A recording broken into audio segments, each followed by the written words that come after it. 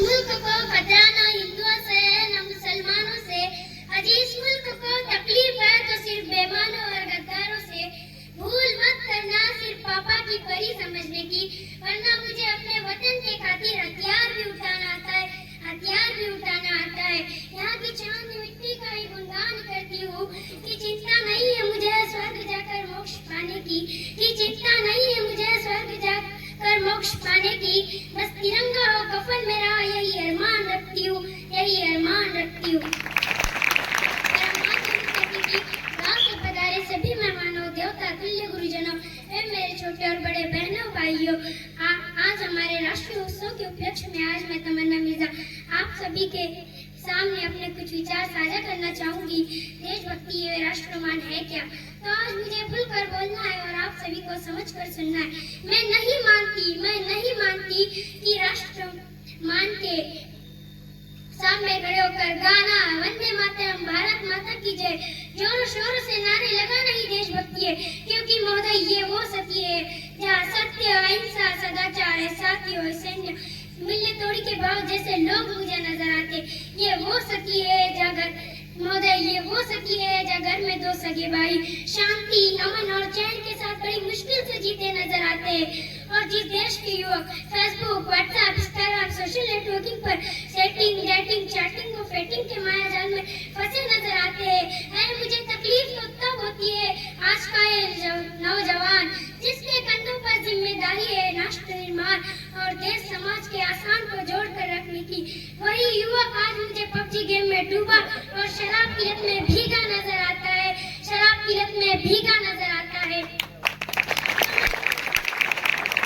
तो मैं युवाओं को कहना चाहूंगी कि हमारी निद्रा में सोने वालों लोगों, अभी वक्त है, जाग जाओ, इससे पहले कि तुम्हारी नींद इस श्रेष्ठ राज्य को ही ना ले डूब बैठे। इस मुल्क को खतरा ना हिंदुओं से है ना मुसलमानों से। इस मुल्क को तकलीफ है तो सिर्फ बेईमानों और गद्दारों से। कि एक सैनिक बनकर सैन्य में जाना ही देशभक्ति नहीं होती, कि एक सैनिक बनकर सैन्य में जाना ही देशभक्ति नहीं होती। आजादी की पूर्व बात कुछ और थी और आज बात कुछ और है। तब झांसी की रानी लक्ष्मीबाई से लेकर शहीद आजम वीर भगत सिंह, चंद्रशेखर आजाद से लेकर महात्मा गांधी तक इन्हें हम देशभक्त कहते हैं। परंतु आज मैं देशभक्त कहूँ तो किसे कहूँ, परंतु आज मैं देशभक्त कहूँ तो किसे कहूँ। अपना परिवार, समाज और राष्ट्र के प्रति संपर्क भाव है देशभक्ति। हर देशद्रोहियों के जीवन में आने वाला तूफान है देशभक्ति। धर्म और लोकता को पछाड़ कर ईमानदारी से किया गया काम है देशभक्ति। और एक बीमार बुजुर्ग को दवाई दी जाए तो वो है देशभक्ति, तो वो है देशभक्ति। एक पत्रकार अपनी पत्रकारी पूरे ईमानदारी से निभाए तो वो है देशभक्ति। और एक शिक्षक पैसों के लिए नहीं बल्कि विद्यार्थी को आगे बढ़ाने के उद्देश्य से पढ़ाए तो वो है देशभक्ति, तो वो है देशभक्ति। तो मैं नारी सशक्तिकरण में कुछ पंक्तियां अदा करना चाहूंगी कि हवा में जहर बोलने वालों फिजाएं हमारी इशारों से बदलती है। तुम क्या तस्वीर बनोगे मेरे हिंदुस्तान की, शहरों के जिगर में माँ भारत की बसती है, माँ भारत की बसती है।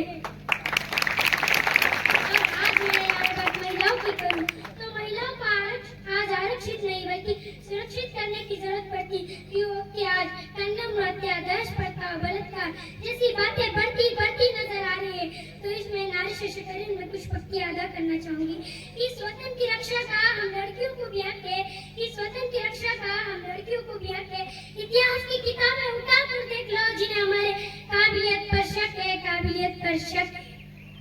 किसी के लिए खुशियां लेकर आई हूँ, किसी के लिए काली परछाई हूँ, मैं भी स्वतंत्र की रक्षा के खातिर कंधे से कंधा मिलाने आई हूँ। भारत माँ की बेटी हूँ, तैयार हूँ सरहद पर जाकर सीने पर गोली खाने को, सरहद पर जाकर सीने पर गोली खाने को।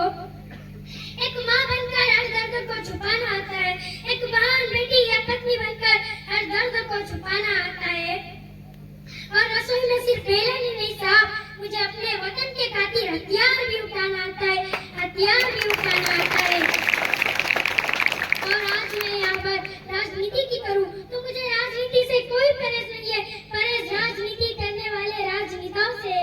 चुना गया उम्मीदवार राजा नहीं सेवक होना चाहिए, जो जनता के हर समस्या का निदान कर सके, जो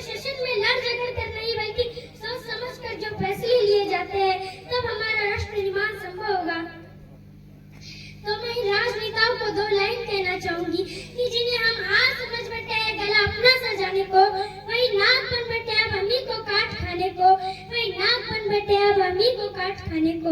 हमारा राष्ट्र निर्माण तब संभव होगा जब एक बीमार बुजुर्ग को दवाई दी जाए, तो वो तब हमारा राष्ट्र निर्माण संभव होगा। एक गरीब की झोपड़ी बदलकर उसका अपना घर होगा, जब हमारा राष्ट्र निर्माण संभव होगा। जब पपिया इंसान के खेत में पानी पहुंचाया जाएगा, हमारा राष्ट्र निर्माण तब संभव होगा। हमारा राष्ट्र निर्माण तब संभव होगा जब